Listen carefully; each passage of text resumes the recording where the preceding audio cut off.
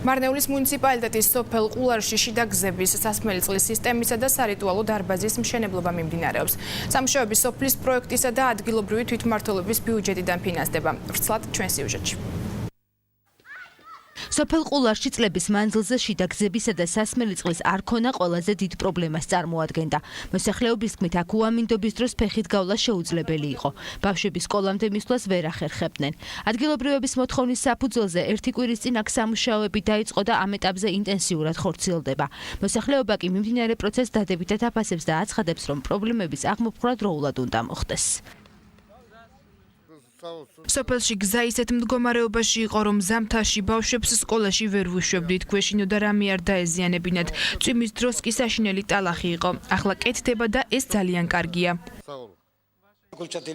სასმელი წყლის პრობლემა სოფელს ათეული წელია აწუხებს წყალსთანაც უხარისხო ხელოვნური ჭებიდან ვიმარაგებთ.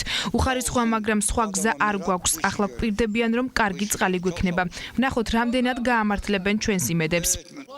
ყულარის რწმუნებულის განცხადებით, წელს ადგილობრივი თვითმმართველობის გადაწყვეტილებით გარდა სასმელი წყლისა და შიდა გზების რეაბილიტაციისა, სარიტუალო დარბაზის მშენებლობაც იგეგმება. მოსახლეობის დიდი რაოდენობის გამო გამგეობამ გადაწყვეტილება მიიღო, რომ სარიტუალო დარბაზი ავაშენოთ ჩვენ სოფელში. ხალხმაც მხარი დაგვიჭირა და მალე მშენებლობასაც დავიწყებთ.